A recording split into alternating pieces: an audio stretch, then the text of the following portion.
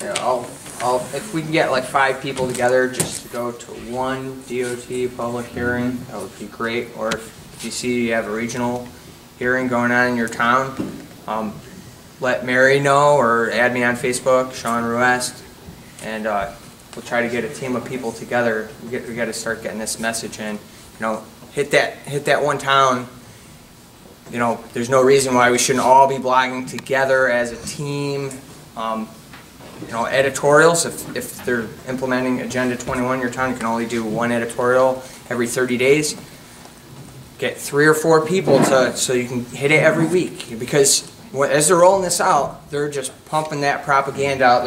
They want to garner public support. They have a book on it. How to get people on board with sustainable, like you were saying, with the stakeholders. That's exactly what they're doing.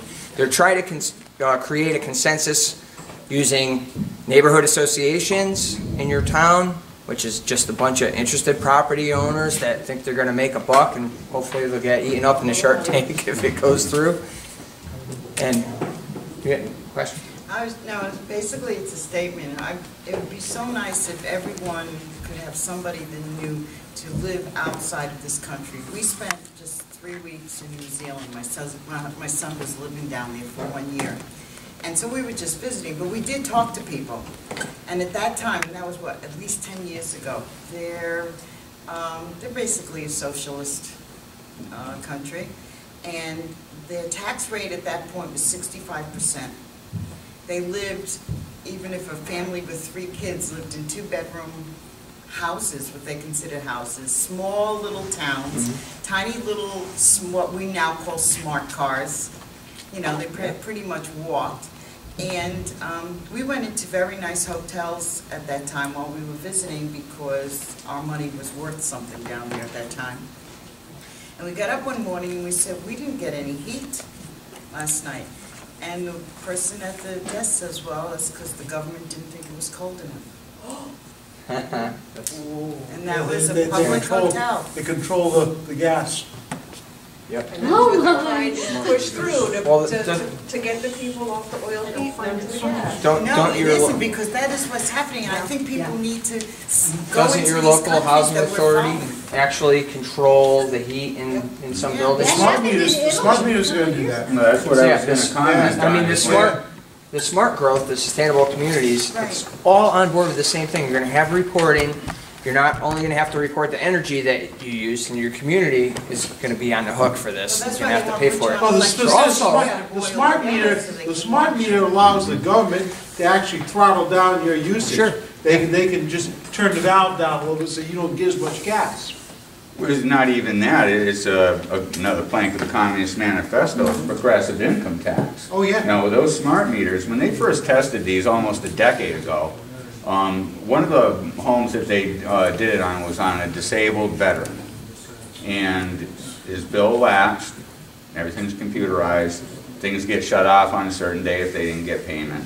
And the guy didn't get out and relied on other people, and they found him dead, frozen to death in his house, in his own lazy boy, because of the heartlessness of the technology that they're instituting. But you think about what information they can get from you now from those things. They know everything you're using, when you're using it, how much of it you're using. They can turn around and say you're using your air conditioner during a peak time, we're doubling your kilowatt hour charge.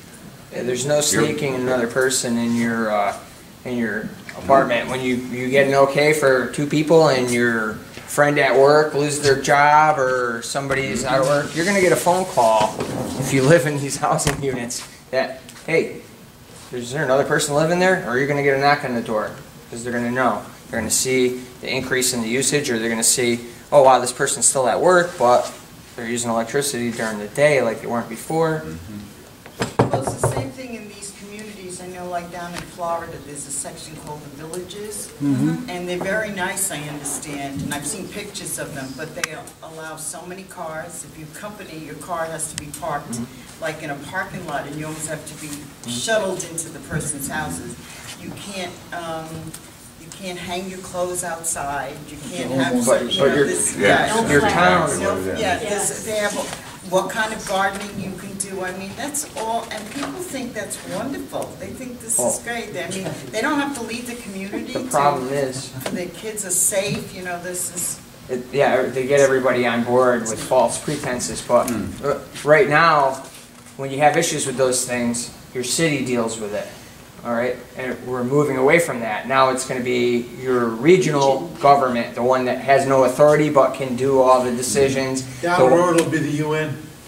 Yeah, I mean, you're not going to have anybody to go to with your problem because that person is going to have an office in Hartford or wherever. That's, yeah, but the scary thing not is even that electricity. people like this. They think this is That's why wonderful. we have to let people know. I mean, and You have then to there's write- communities that you can only be certain ages, and you can only have some, already in this country, that you can only be certain ages. You can have only so many dogs, you can only have so many, you know, it's... And where else they're can you gonna tell you- discriminate against children? You know what I mean? Well, It's legalized discrimination. they just floated a proposal to okay sex-based abortions. So if you don't want that little girl, you can abort her. So your regional government